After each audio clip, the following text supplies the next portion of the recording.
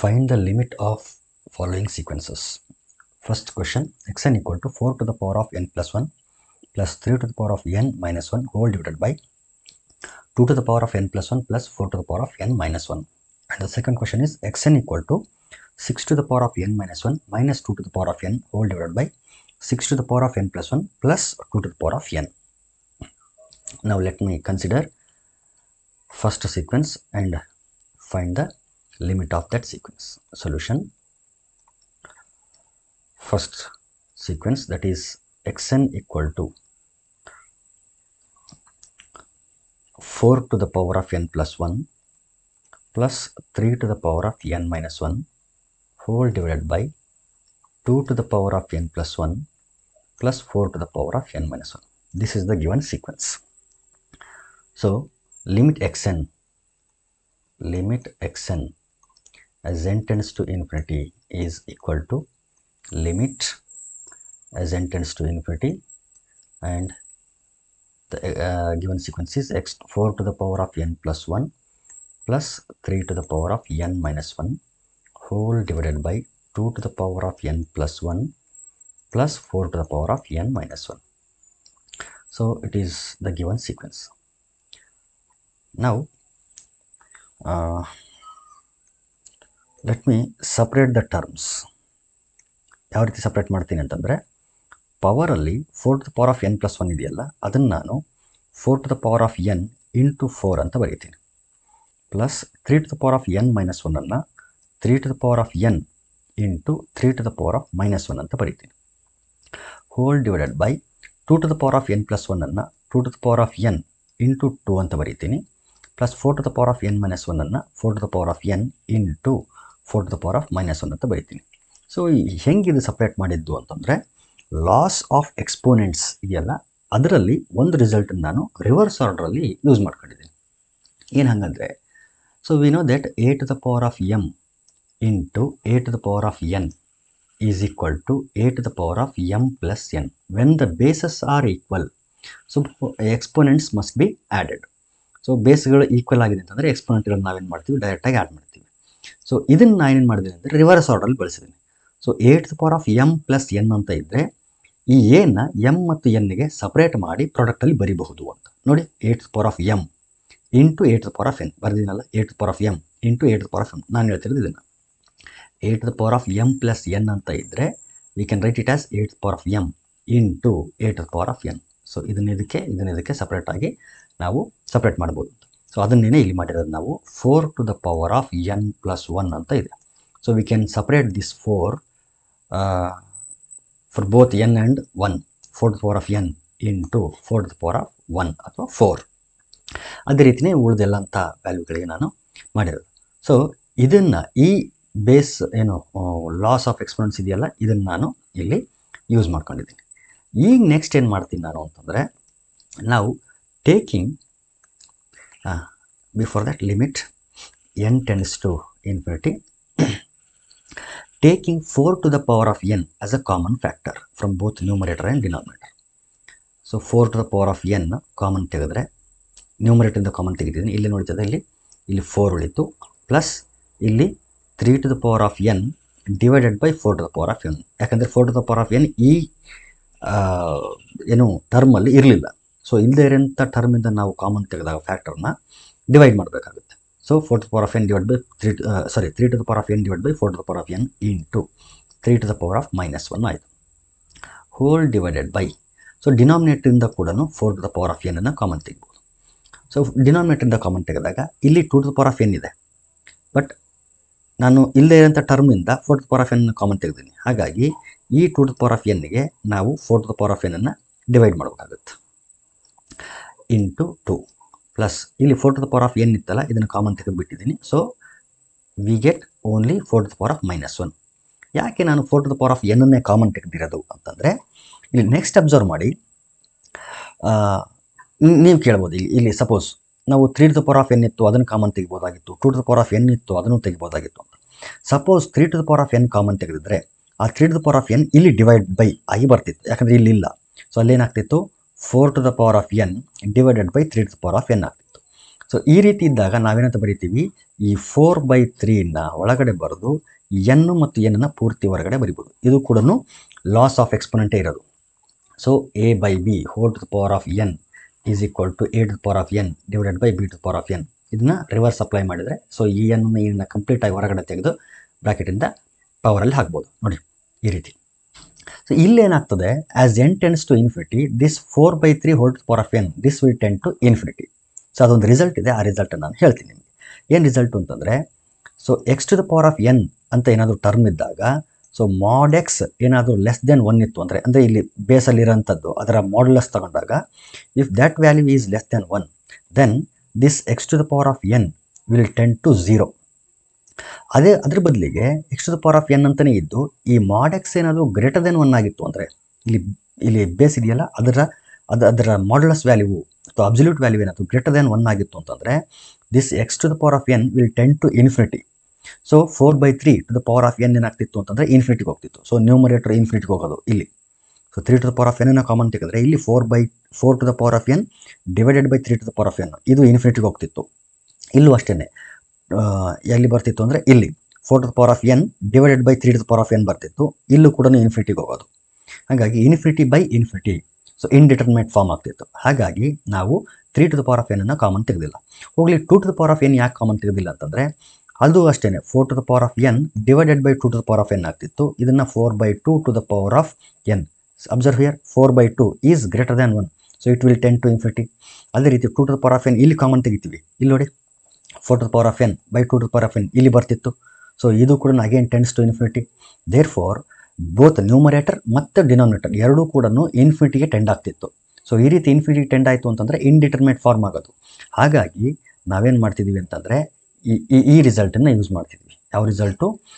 If x to the power of n is if it is in the form of x to the power of n, ನಾನು ಇಲ್ಲಿ ಬರೆದು ಬಿಡ್ತೀನಿ ರೀ ಅದನ್ನು ನೀಟಾಗಿ. ಏನು ಬಳಸ್ತಿದ್ದೀನಿ ನಾನು ಅಂತಂದರೆ ನೋಡಿ, x to the power of n ಫಾರ್ಮಲ್ ಇದೆ ಯಾವುದೋ ಒಂದು x to the power of n ಅಂತ ಒಂದು ಏನಾದರೂ ಒಂದು ಟರ್ಮ್ ಇದೆ ಅಥವಾ ಸೀಕ್ವೆನ್ಸ್ ಇದೆ ಅಂತಂದರೆ, ಇಲ್ಲಿ ಏನಾದರೂ if mod x is less than 1, if mod x is less than 1 ಅಥವಾ ಅದನ್ನು ರಿವರ್ಸ್ ಬರೀತೀನಿ ರೀ. If mod x is less than 1 this implies x to the power of n tends to 0 as n tends to infinity. This is the result. If mod x is greater than 1, this implies x to the power of n will tend to infinity as n tends to infinity. So ಇದು very important result. ಇದನ್ನು ನಾನು ಆಮೇಲೆ prove ಮಾಡ್ತೀನಿ. ನಿನ್ನ further ಇನ್ನು videos ಮಾಡ್ತೀನಿ ನಾನು. ಅದರಲ್ಲಿ ಈ ರಿಸಲ್ಟ್ನ ಪ್ರೂವ್ ಮಾಡ್ತೀವಿ ಯಾಕೆ ಇದು ಈ ರೀತಿ ಆಗ್ತದೆ ಅಂತ. So mod x less than 1 ಇತ್ತು ಅಂತಂದರೆ x to the power of n 0ಗೆ ಯಾವ ರೀತಿ ಟೆಂಡ್ ಆಗ್ತದೆ, ಇದು ಪ್ರೂಫ್ ಇದೆ. ಆ ಪ್ರೂಫನ್ನು ಮಾಡ್ತೀನಿ. ಸದ್ಯಕ್ಕೆ ಈ ರಿಸಲ್ಟ್ಗಳನ್ನ ಮಾತ್ರ ನೆನಪಿಟ್ಕೊಳ್ರಿ. ಓಕೆ, ಸೊ ನಾವೇನು ಮಾಡ್ತಿದ್ದೀವಿ ಅಂತಂದರೆ ಈ ಎಕ್ಸನ್ನು ಲೆಸ್ ದೆನ್ 1 ಬರೋ ಥರದಲ್ಲಿ ನಾವು ಕಾಮನ್ನ ತೆಗಿತಿದ್ದೀವಿ. ಹಾಗಾಗಿನೇ ಇದರಲ್ಲಿ ಮ್ಯಾಕ್ಸಿಮಮ್ ಕ್ವಾಂಟಿಟಿ ಯಾವುದು 4 to the power of n ಅದು ಮ್ಯಾಕ್ಸಿಮಮ್ ಕ್ವಾಂಟಿಟಿ ಅಲ್ಲ. ಅದನ್ನು ನಾವೇನು ಮಾಡ್ತಿದ್ವಿ ಅಂತಂದರೆ ಕಾಮನ್ ಫ್ಯಾಕ್ಟರ್ ಆಗಿ ಹೊರಗಡೆ ತೆಗಿತಿದ್ವಿ. ಸೊ 4 to the power of n ಹೊರಗಡೆ ಬಂದರೆ ಇಲ್ಲಿ 4 ಮಾತ್ರ ಉಳಿಯಿತು. ಇಲ್ಲಿ 3 to the power of n into 3 to the power of -1 ಇತ್ತು. ಈ ಟರ್ಮಲ್ಲಿ 4 to the power of n ಇರಲಿಲ್ಲ, ಹಾಗಾಗಿ ಡಿವೈಡ್ ಮಾಡಿದ್ದೀವಿ. ಇಲ್ಲೂ ಅಷ್ಟೇ 2 to the power of n into 2 ಮಾತ್ರ ಇತ್ತು. 4 to the power of n ಇರಲಿಲ್ಲ, ಹಾಗಾಗಿ ಇಲ್ಲಿ ಡಿವೈಡ್ ಮಾಡಿದ್ದೀವಿ. ಇಲ್ಲಿ 4 to the power of n ಇತ್ತು, ಅದು ಕಂಪ್ಲೀಟಾಗಿ ಹೊರಗಡೆ ತೆಗೆದಿದ್ವಿ. 4 ಟು ದ ಪವರ್ ಆಫ್ -1 ಉಳಿತು. So 4 to the power of n 4 to the power of n cancel ಆಯಿತು. ಈಗ ಕ್ಯಾನ್ಸಲ್ ಆದಮೇಲೆ ಈಗ ಏನೇನು ಉಳಿದಿದೆ ನೋಡಿ.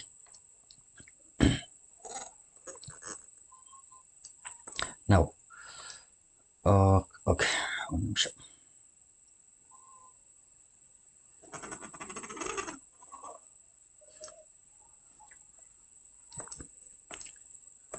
ಈಗ ನೋಡಿ, limit n tends to infinity. ಏನೇನು ಉಳಿದಿದೆ ಇಲ್ಲಿ? ನ್ಯೂಮರೇಟರಲ್ಲಿ 4 ಇದೆ, plus 3 to the power of n by 4 to the power of n ಅನ್ನು 3/4 whole to the power of n ಅಂತ ಬರೀತೀನಿ.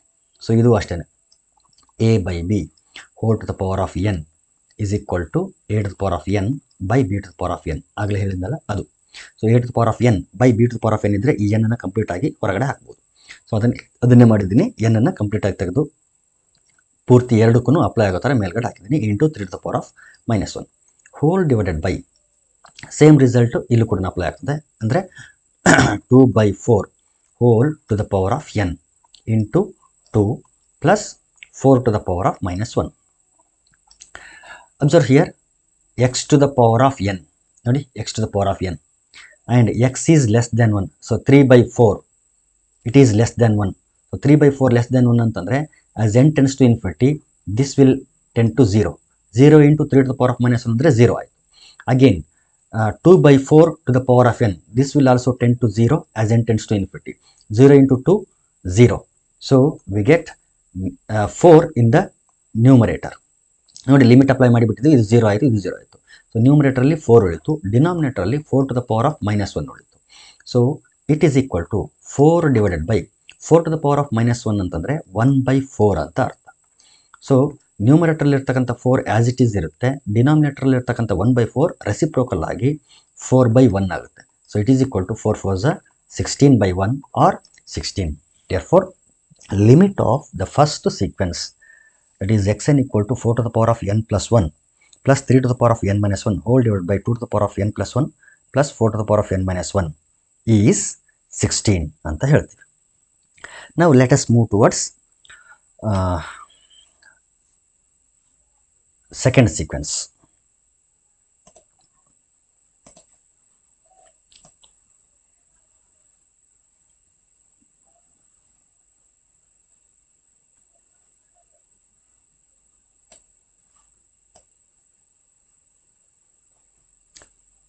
ಮೇಲ್ಗಡೆ ಬರ್ತಿದ್ದೀನಲ್ಲ ಅದೇ ರಿಸಲ್ಟ್ಗಳನ್ನೇ ಮತ್ತೆ ನಾನು ಇದರಲ್ಲೂ ಕೂಡ ಯೂಸ್ ಮಾಡ್ಕೊಳ್ತೇನೆ. ಹಾಗಾಗಿ ಸಿಮಿಲರ್ ಪ್ರಾಬ್ಲಮ್ಸ್ಗಳನ್ನು ನಾನು ಒಂದು ಪರ್ಟಿಕ್ಯುಲರ್ ವಿಡಿಯೋನಲ್ಲಿ ತಗೊಳ್ತಾ ಇದ್ದೀನಿ.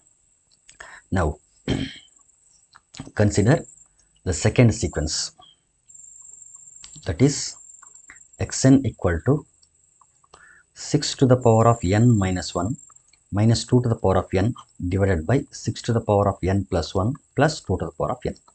ಇಲ್ಲೂ ಅಷ್ಟೇ limit n tends to infinity xn is equal to limit n tends to infinity.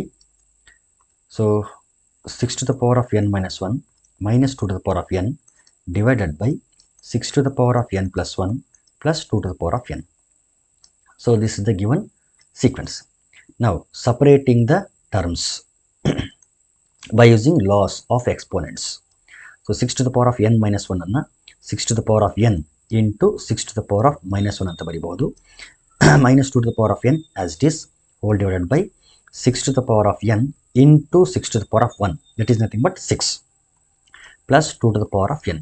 So ಅಲ್ಲಿ ನಾನು ಮೊದಲೇನು ಹೇಳಿದೆನಲ್ಲ ಅದೇ ಎಕ್ಸ್ಪೋನೆಂಟ್ ಲಾಸ್ ಆಫ್ ಇಂಡೆಕ್ಸ್ ಅಥವಾ ಲಾಸ್ ಆಫ್ ಎಕ್ಸ್ಪೋನೆಂಟ್ ಇದೆಯಲ್ಲ ಅದನ್ನು ಯೂಸ್ ಮಾಡ್ಕೊಂಡಿದ್ದೀನಿ ಫಸ್ಟಲ್ಲಿ. ನೆಕ್ಸ್ಟ್ ನಾನು ಏನು ಮಾಡಬೇಕು ಅಂತಂದರೆ ಎಕ್ಸು ಲೆಸ್ ದ್ಯಾನ್ 1 ಬರೋ ಥರ ಇಲ್ಲಿ ಸಿಚುವೇಶನ್ ಕ್ರಿಯೇಟ್ ಮಾಡಬೇಕು. ಆ ರೀತಿ ಬರಬೇಕು ಅಂತಂದರೆ ಮ್ಯಾಕ್ಸಿಮಮ್ ವ್ಯಾಲ್ಯೂನ ಕಾಮನ್ ತೆಗಿಬೇಕು.